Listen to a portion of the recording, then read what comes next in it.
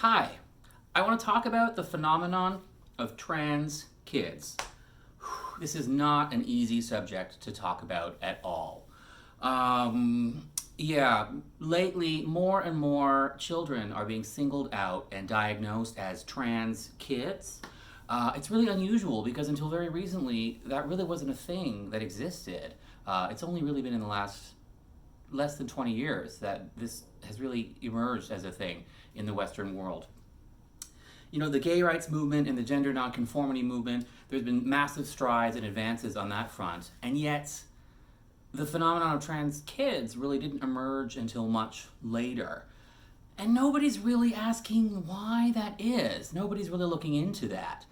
And I think there are some serious problems there because I believe that many of these trans kids are actually just gay kids who are being misdiagnosed.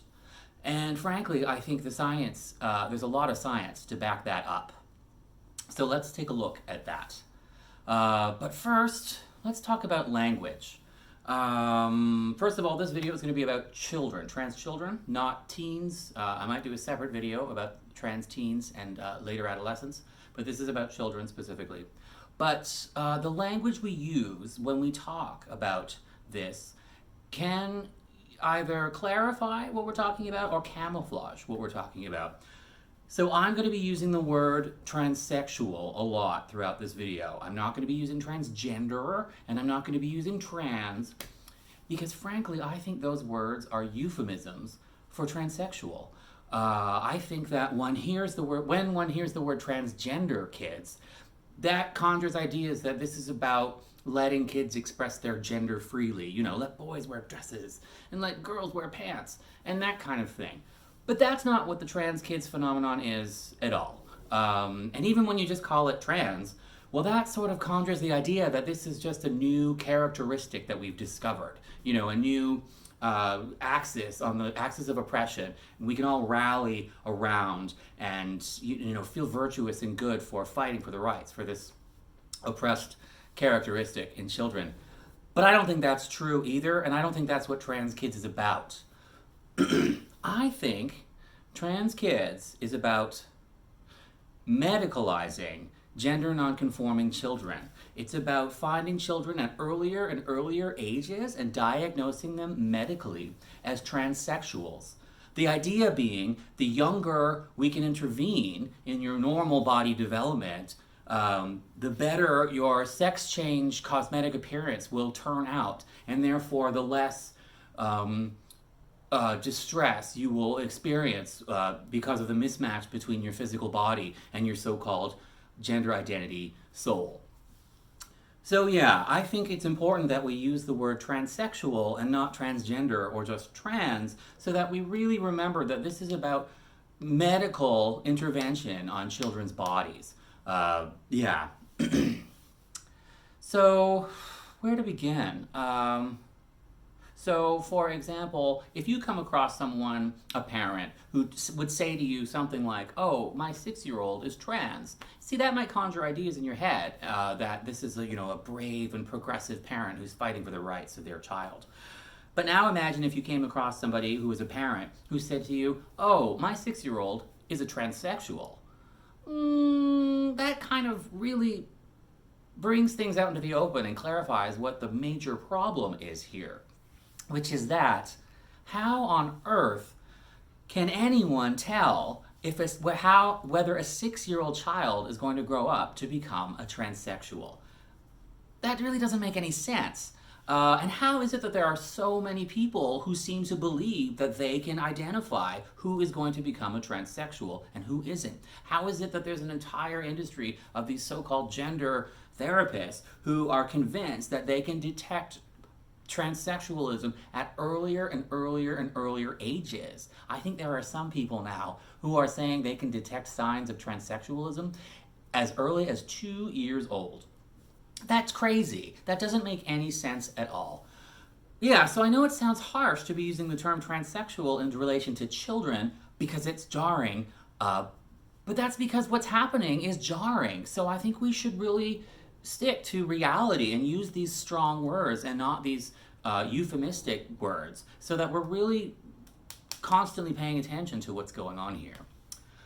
So yeah, how is it that all of these people have come to convince themselves that they are capable of figuring out who is going to become a transsexual and who is not at earlier and earlier ages? Well, I think it's an interesting story, and I think it has a lot to do with confusion around gender and sexual orientation and a lot of muddying of these concepts. So I want to try to clarify things for you, and I think the best way to do that is to start with a chart. I love graphs and charts. And there's one in particular that turned up recently on a website called Fourth Wave Now. I'll put the link in the description of this video. That I think is my all-time favorite graph. It really, really helps to show, to visualize this group of people very, very clearly, and it helps to give you a solid sort of baseline of what we're talking about and what this population is that we're talking about as we tread the murky waters ahead. So let's take a look at that chart. Okay, here it is. What you're looking at here is a graph of the gender behavior and personality profiles of humans. So the more feminine your gendered behavior and personality is, the more to the left you will fall on this chart. And the more masculine your gendered behavior and personality is, the further to the right you would fall on this chart. And this pink bell curve here is the distribution of females, female personality types. And this blue curve here, this is the distribution of males. So as you can see, the males overall are more masculine than the females, who are further to the left on the chart. However, even within these two groups, there is a massive variation in levels of masculinity and femininity among males and among females. So over here, you have a small number of females who are so extremely feminine that they fall to the very far left of this chart. But most females land right about here, closer to the middle. Still more feminine than most males, but they tend to cluster in this area. And still, there are some females who are more and more and more masculine until you get to a small percentage of females here who are just as masculine as the average male. Some females who are even more masculine than the majority of males. And likewise with the male population. You have a very, very small number of hyper-masculine males, and the further you move down the chart, you get to the average level of masculinity in males, and then you've got males who are more and more and more effeminate until you get to this point over here, where you have males who are so effeminate, so naturally feminine in their behavior and personality that they're more feminine than the average, than the majority of women. And what's interesting is that you can start to detect these gender non-conforming people from very early childhood. If you're a parent and you have a child who is naturally very gender non-conforming, is a very effeminate male or a very masculine female, you're actually going to start to notice that at a very, very early age. There are going to be signs that's going to emerge very clearly from a very, very young age. So very, very often, parents will know that their kids are very gender non-conforming, and their kids will be signaling to the parents that they are very gender non-conforming, very, very naturally effeminate males, and very, very naturally masculine females. Okay, I think that's interesting. But what's even more interesting is that the more and more and more feminine you get as a male, and the more and more and more masculine you get as a female, the more gender non-conforming you are, the more and more likely it is that you're going to be a homosexual. This is a fact. Now, all across the distribution curve of, say, male behavior and personality types, you'll find homosexuals. There are some very masculine homosexual males, there are some average homosexual males, but the more and more feminine you get, the more homosexual males you're going to find. They're far more likely to fall on this side of the distribution curve. And in fact, as you get to these really, really, really feminine males, they're almost certainly homosexual. If you meet a guy and he is so effeminate, he's so immediately, readily detectable that he's highly effeminate, and he's in fact more effeminate than the majority of women you've ever met, then it's virtually certain that he's a flaming homosexual. And likewise, if you meet a woman who just seems so naturally masculine and is so unbelievably masculine compared to the majority of women you've ever met, that she comes off as even more masculine than most guys you've ever met, then it's virtually certain that she's a butch lesbian. It's just kind of a fact.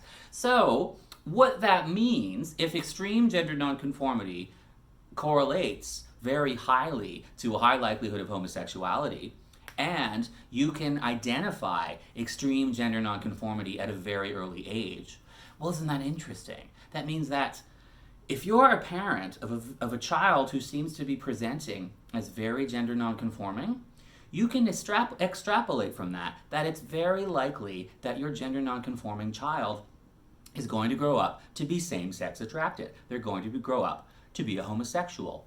That's a fact. Well, that's interesting, but can you also extrapolate from the fact that your child is very gender nonconforming that they're going to grow up to be a transsexual? That's a very important question, because that's what this is all about, really. The answer is a resounding no. You can't, there isn't much correlation at all between gender nonconformity in childhood and adulthood transsexuality. There is a small one, but it's not that strong. The main correlation between gender nonconformity in childhood is homosexuality. And the science behind this is ironclad. It's over 40 years and across continents.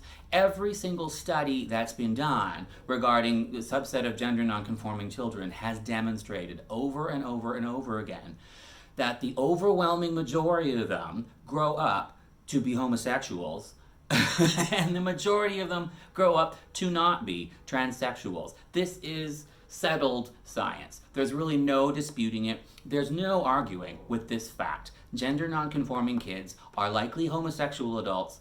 Gender nonconforming kids, left to their own devices, would likely grow up not to be transsexual adults.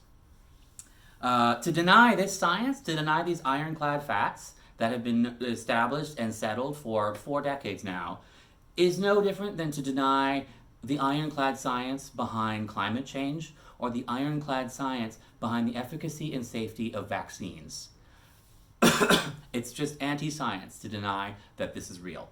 So why is it then that trans activists refuse to accept the science? Why is it that there are so many activists and even gender therapists who insist that they can, in fact, tell that a child is going to grow up to be a transsexual and should be put on track for medical intervention at these earlier and earlier ages based on their gender nonconformity? Well, the answer to that involves the word distress. You see, adult transsexuals experience distress around their physical bodies, their biological sex. These are people who, for a variety of different reasons, have come to the conclusion that they're very distressed about their biological sex and would like to be perceived by the public, by others, as members of the opposite sex, and who will pursue medical intervention in order to achieve that goal. Now, gender nonconforming children, very effeminate boys and very masculine girls, they sometimes can also experience distress.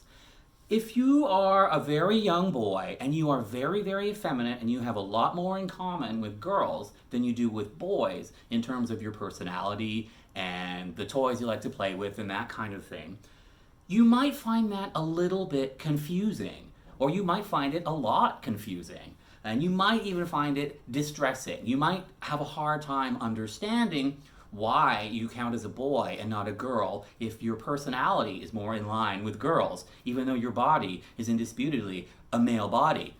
This is all very confusing for children. Remember, these are children. They're new to the world. They're new to these concepts of sex and gender, and it's very difficult stuff to figure out. I mean, frankly, most trans activists are grown adults, and they still can't figure out the difference between sex and gender half the time. So I'm not surprised that a lot of these very young children are having a hard time figuring it out when they are gender nonconforming. So there's a lot of distress in children who are gender nonconforming, distress around their sexed bodies. And this is where the trans activists get confused. If trans adults, for whatever adult reasons, are distressed about their sexed bodies and don't like their sexed bodies, and gender nonconforming children are distressed about their sexed bodies, they must be the same thing. These gender nonconforming children who are distressed about their bodies are obviously just young versions of these adults who are distressed about their bodies. That's the idea. But that's total bullshit. Most adults who experience gender dysphoria, most adults who are distressed about the biological sex of their bodies and want to be perceived as others, as the opposite sex, and pursue sex change, do so for very adult reasons. These reasons are very much related to sex drive and sexual fulfillment and sexual fantasy. This is very much related to sex in almost all these cases, much to the chagrin of a lot of trans activists themselves, who frankly really don't want to admit that their impetus for transitioning is related to their sex drive. They very much want to whitewash the phenomenon. They want to make it look more respectable and more wholesome because they think that would make it more acceptable to society. They're very afraid that they will be rejected by society if they have to admit that their transsexualism is related to their sex drive. And I can totally sympathize with them because I'm a sexual minority too. I'm a gay man. And we were very, very afraid, gay people, for a long time, that we would never be accepted by mainstream society because of our sexual orientation, because of our sexual preferences. They were very unpalatable to the mainstream. So I can totally sympathize. Where I disagree with the trans activists is their tactic in trying to conceal the fact that their desire to transition is sex-based, because what they're doing is they're taking these gender nonconforming children who are experiencing a very different kind of distress around their sexed bodies. This kind of distress is based on society's expectations around gender and around the fact that they don't conform to the typical gender expectations of their sex. These are boys who are very girly and girls who are very masculine, who are just confused about it and aren't being treated very well in society because of it. That's why they're distressed about their bodies. It has nothing to do with the reasons that these adult transsexuals have. But adult transsexuals are trying to convince the world that this is the same phenomenon. These are two sides of the same coin. And to that effect, they've invented an entire mythology and a pseudoscience called gender identity ideology. The idea being that anybody who at any time is distressed about their body and believes that they are in the wrong body genuinely is. That's a sign that they have the soul of the opposite sex, and that somehow, mystically, their soul or their brain, perhaps, is the wrong sex match to their body. It doesn't make any sense when you look at it very deeply at all, but they've been enormously successful in convincing massive swathes of the population that this is a common occurrence, that children are born with either the wrong soul or the wrong brain mismatched to their body. It's quite amazing. Yeah. So the phenomenon of distress and gender distress in children, that is a temporary phenomenon. Most of these gender nonconforming children who are experiencing distress over the fact that they're gender nonconforming, distress over their bodies, confusion between sex and gender, most of that goes away on its own if left to develop normally by puberty. Because once puberty kicks in, your sex-based hormones really start to take over your body, and you really start to sort of lock into your body. And your sex drive really kicks in too, and it's at this point that a lot of these gender nonconforming kids realize that they are the sex that they are and that they're homosexual, that they're same-sex attracted. And the science behind that, the science behind desistance, the science behind the fact that most gender dysphoric children get over their dysphoria as they enter puberty, that is also ironclad. That is settled science. We know that the overwhelming majority of these gender dysphoric children will get over it in puberty if left to their own devices. So let's review quickly where we're at. Firstly, you can detect gender nonconformity at an early age. Yep, you can totally detect that. Secondly, you can accurately predict that gender nonconforming children are likely to grow up to be homosexuals. Thirdly, you can accurately predict that gender nonconforming children are not likely to grow up to be transsexuals, but there's a big asterisk there, and I'm going to get back to that one in a minute. Fourthly, gender nonconforming children do indeed experience distress about their bodies, but that's a temporary kind of distress, and that's very different from adult gender dysphoria that a lot of these trans activists experience. And fifthly, trans activists have co-opted this different kind of dysphoria that gender nonconforming children are experiencing in order to whitewash their own type of dysphoria and make it seem less related to sexuality. So that's where we're at so far. Now, here's where it gets a little bit complicated. Remember I said just now how you can accurately predict that gender nonconforming children are not likely to be transsexuals? Well, that's usually true, but if you would take a gender nonconforming, say a boy, a young effeminate boy, and from an early age, you tell him that he is actually a girl who is in the wrong body, and raise him as though he was really a girl who just has this condition called trans, he's going to believe it. Because these are children, and they're learning still, and they're just developing their sense of self. Their identity is still fluid and malleable and very susceptible to influence. So if you teach a child that they are in fact trans and of the opposite sex, they will believe it. So what's happening now is a lot of these gender nonconforming kids who in the past would not have been affirmed as members of the opposite sex would have experienced a lot of distress over the short term over the fact that they're not members of the opposite sex, and they wish that they did, but they would have gotten over that by puberty, and they would have gone on the rest of their lives likely homosexuals, happy and healthy, and with intact bodies. But now what's happening is that these children are being they're essentially being given a form of medical intervention even before the physical stuff is happening. Because affirming a child as a member of the opposite sex is sort of a form of psychosocial therapy. It's a way of modifying a child's mind, essentially. So you've got a lot more kids growing up now believing that they are trans, who would likely have not felt that way if they had been raised in any previous generation. So you can't change whether your gender nonconforming child is going to grow up to be homosexual or not. Gay conversion therapy does not work. We know that beyond a shadow of a doubt. But no matter how much trans activists scream and shout otherwise, you actually can have a strong influence on a child's gender identity, whether they're going to grow up to be a transsexual or not. You can have a strong influence on that. Because a child's mind is very fluid and their sense of identity hasn't solidified yet. That happens later on, in adolescence.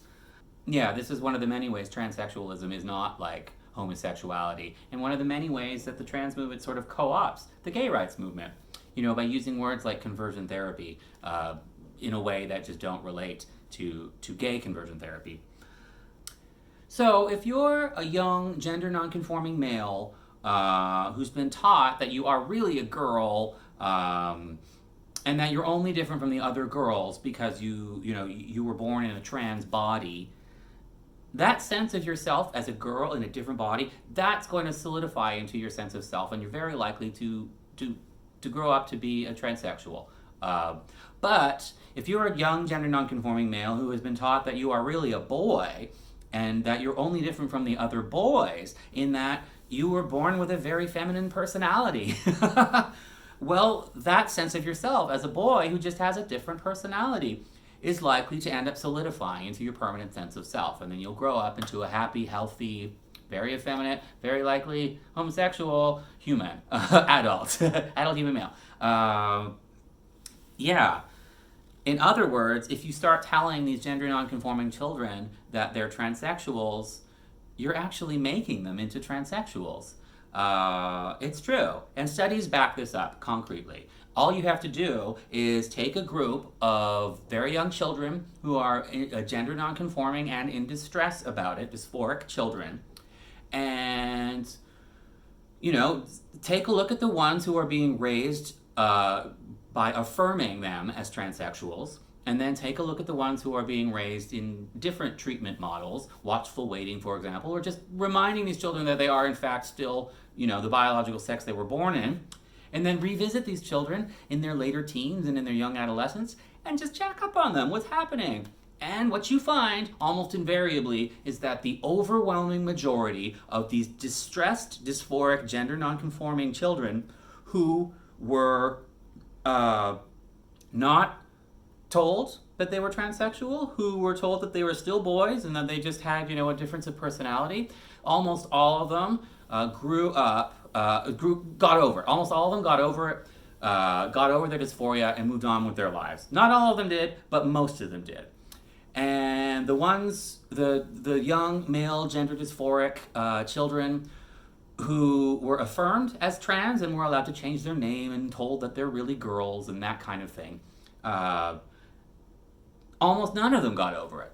Not all of them, though. Some of them, even some of those children who were told that they're really girls and allowed to change their names and all of that, even some of them, puberty's so strong, that even some of them got over their distress. Even when they were given all of this feedback, social feedback, environmental feedback that they were actually really girls, puberty's so strong that even in that case, they still managed to get over their dysphoria and come to be comfortable in their own bodies. So what that means, what this all boils down to, is that this is a battle between gay rights activists and trans activists. Because if you are a parent of a gender nonconforming child who is distressed, you are at a crossroads. You can choose two different models of how to raise your child, and that is going to strongly influence how they're going to end up as an adult. If you affirm your child as a trans child, there is a strong likelihood that that child is going to end up being a transsexual, medicalized for the rest of their life. And if you don't affirm that distressed, dysphoric, gender nonconforming child, and you insist that that child is still the biological sex that they were born, and help them through their stress about it and help them come to terms with it, it's very likely that they will come to terms with their physical body, they'll get over their distress about it, and they will end up happy, healthy, and, in all likelihood, homosexual. So, you've got a gender nonconforming child. You can either make that child gay, or you can make that child trans. That's really what's going on here. So the question becomes then, what is the better approach to take? Is there a difference between one and the other? Is it better to be gay than trans? Is it better to be trans than gay? What is the best outcome for these children? Well, in all honesty, I think if you look at the pros and cons of both of these approaches, I think it's very, very clear that the watchful waiting, don't affirm transsexuality, keep your child comfortable in their own body approach is the better one. I think it's just crystal clear. The pros and cons are that. So you're a gender nonconforming distressed boy, say. You will go through some distress in the short term if you're not allowed to transition. That will be difficult for you, and that will be painful. And if you're a parent, that would probably be very difficult to see your child struggling to a certain degree with that. But you can help your child through that, And there's a very, very, very good chance that your child will get over their dysphoria in puberty and in their teens, and then they will live a happy, healthy life without having any medical intervention, which is a wonderful outcome. Now, there's also the possibility that that child will turn out to not get over their distress and their dysphoria. Some don't. Some very dysphoric, distressed children come into adolescence and then go through puberty and come out the other end, and they still experience severe gender dysphoria and distress. And in that case, transition is very much recommended for these kids. Obviously, if you're that distressed over your biological sex body, it's a legitimate, justifiable reason to transition. And what that means, if you're not making the decision to transition until after you've gone through puberty, that means your physical appearance outcomes might not be as strong, and there may also be some emotional, it would have been painful to have gone through that puberty.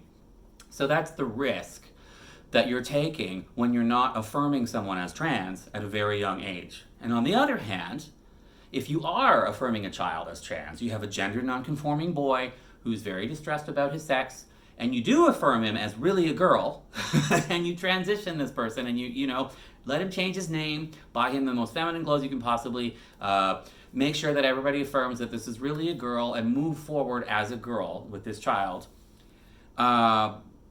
The cons are pretty severe, because that means they're very, very likely to be receiving medical sexual transition stuff from a very, very early age. And this is serious.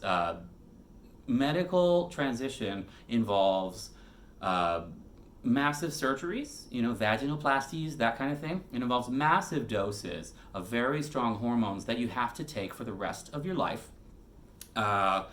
And that have side effects. And it involves, there's just a lot going on. And these days, there's a new protocol that's been introduced, which is called puberty blocking. Not only are you giving children strong doses of cross-sex hormones and major medical interventions in terms of surgeries that are going to require lifelong daily maintenance for the rest of your life. They're also now introducing these experimental drugs called puberty blockers, which I could probably do a whole video on the dangers of puberty blockers. But these children who go through the puberty blocking regimen, they have massive side effects, major problems. It severely limits their ability to experience sexual pleasure for the rest of their lives. It severely complicates even sex change operations further down the road. So it's very, very, it's a major, it's serious business, transition. This is why I want to use the word transsexual and not trans, because this is serious stuff. And 6-7-year-old children who are being put on the track, being affirmed as trans kids, they're almost invariably going to get put on puberty blockers, and from there they're certainly going to be put on cross-sex hormones, and from there it's very likely they're going to be undergoing drastic surgeries. And this has a serious limitation on your lifespan. It has major side effects. This is not superficial stuff. This isn't just getting a tattoo, and this isn't just wearing dresses. This is like major life-changing stuff. So given that the pros and cons really fall, I would say, very strongly towards the watchful waiting, don't affirm your gender-nonconforming child as a transsexual, because in all likelihood they're going to end up a homosexual, and even in the small likelihood they are going to end up a transsexual, they'll still turn out perfectly okay. Why is it then that these days so many trans activists and so many gender doctors are pushing more and more for the other pathway, for the immediately affirmed kids as trans pathway? Why is that? A lot of parents, they really want to do what's best for their kids, and they're very afraid. And they're being told that on balance, the best approach is affirm your kid as trans. And they're being lied to. They're being told that if you don't affirm your kid as trans, your kid's going to end up dead. And I think that's because if you actually are honest with the parents, that, the pros and cons really don't align with that point of view. They will choose the watchful waiting method, and they will choose, to let their child try to develop as a naturally bodied homosexual instead of putting them on the track to change their sex. And the reason for this, I think parents really need to understand, is that trans activists and gender doctors, they don't always have your best interests at heart. They have strong motives of their own, strong political motives and strong financial incentives. The trans activists, they absolutely want more trans people in the world, and they want more gender nonconforming trans people in the world because they're trying to bury themselves in the crowd so that people don't notice that their transition was sex-based, was based on their sex drive. A lot of trans activists.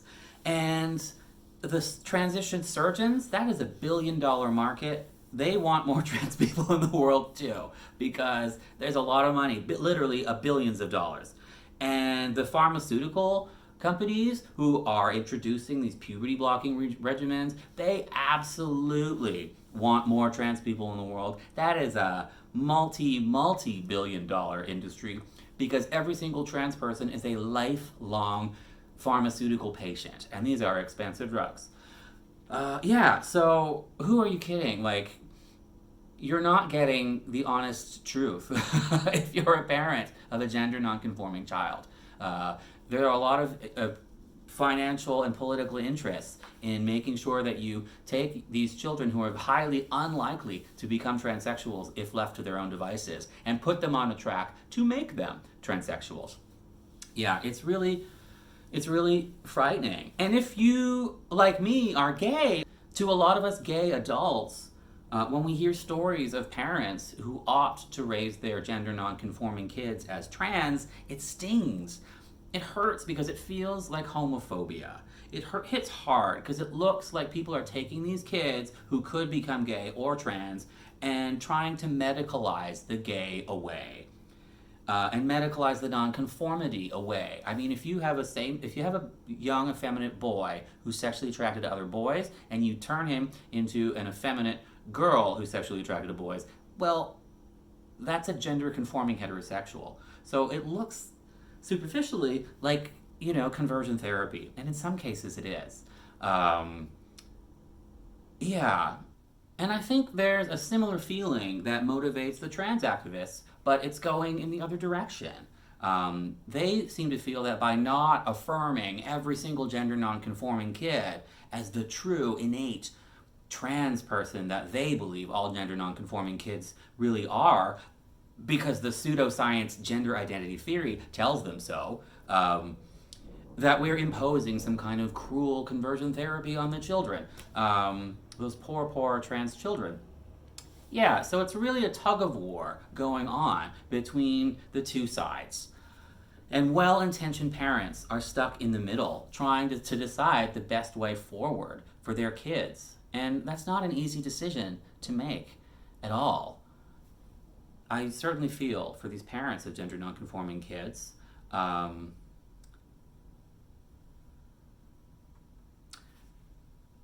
So imagine you're the parent of a feminine boy who is very distressed about it. What do you do? Which pathway do you choose? The affirmation pathway, where the child is likely to be a medical transsexual for the rest of their life, or the watchful waiting, non-intervention pathway, where the kid is likely to get over it and just be gay for the rest of their life, but still has a small chance of transitioning later and having a less successful physical transition if that ends up the case. It's hard to say. So yeah, this is a very serious topic, and I'm frustrated with the trans activist side of things because there's so much bullshit coming out of that side, and it starts with the language. They say things like assigned male at birth. Nobody was assigned their biological sex at birth. People are observed to be either male or female. That kind of thing. There's just a minefield of language that's being constructed around this gender identity ideology, and it's all designed to close off and to foreclose any other option except to affirm transition for your child. So if you have a very gender nonconforming child, you have a daughter who's very masculine, the trans activist will come along and immediately start saying things like, that child was assigned female at birth and immediately start affirming that child as the opposite sex, they will immediately start making threats that if you don't affirm the child as the opposite sex, you are, endangering your child and putting your child in danger of committing suicide and that kind of thing. Let's go back to this idea that you can tell if a gender nonconforming child is actually a trans person, a transsexual child, based on how distressed they are at their sex. Well, you know what? I think what's going on is a lot of these children are being convinced to be more distressed about their gender nonconformity than they would otherwise be. I'm hearing stories now, I'm hearing reports of 6, 7, 8-year-olds who are gender nonconforming who are suddenly being approached by teachers in school and asked if they're sure. Masculine girls are being asked, are you sure you're a girl? It's okay if you're not, that kind of thing. That's going to confuse children and make them distressed. And once you reach that threshold, distressed about your sex, the trans activists pounce. So it seems like it's sort of a giant campaign to take gender nonconforming children and make more and more and more of them distressed about their gender nonconformity. And once they're distressed about it, then they can be moved into this medical transsexual pathway. There are some organizations like Mermaids in the United Kingdom which go into schools and put out honestly, it's just terrifying propaganda, the stuff that they are exposing younger and younger children to, trying to confuse them about their sex and their gender. And honestly, it sounds like it's trying to make them distressed about their bodies. Yeah, it's really scary stuff. So yeah, I think we have to have some very honest conversations about gender nonconformity, about gender nonconforming children, about homosexuality, about transsexuality. We really have to start talking openly and frankly about what this stuff is. We have to stop using euphemistic language. We have to stop using science denialist metaphors, and we have to get rid of these silly ideologies. Stop using language like assigned male at birth or even transgender, really. We have to really start being serious about this stuff, and we have to start really challenging these trans activist organizations who are so far facing, I think everybody's too cowardly to speak out. I think even people who know that something's wrong, who know that some of this propaganda that's being put into elementary schools by these trans activist groups, they don't agree with it and they find it dubious, but they're too afraid to speak up and raise even the most moderate of concerns because they're afraid of being singled out as transphobes. And they think that this is just like, that's just like homophobia, and they wouldn't want to be seen as homophobes, so they wouldn't want to be seen as transphobes either. That has got to stop. This is children we're talking about. And this is very serious business. We're talking about major medical interventions on children that look to me to be largely unnecessary. And I think there's going to be hell to pay in the very near future. And the sooner we start taking action, the less damage there's going to be to gender nonconforming and gay and lesbian children largely, but not just gay and lesbian children and not just gender nonconforming children. All kinds of children are being roped into this trans kids, transsexual, medicalizing children phenomenon. And we really have to look hard at it. You may not agree with everything that I've said in this video. You may even be strongly offended by some of the things that I've said in this video, but I assure you I believe in the well-being of these children, and I'm looking at the science, and I implore you to at least try to do the same thing. Take an honest, dispassionate look for yourself at the science. And the best place to start, if you ask me, is Fourth Wave Now, a wonderful resource that collects tons of really good scientific papers, and it's a great place to start to really look into this phenomenon. Okay, as always, I hope that if I've made at least one person change their mind, then I'm a happy camper. Okay, talk to you soon. Bye-bye.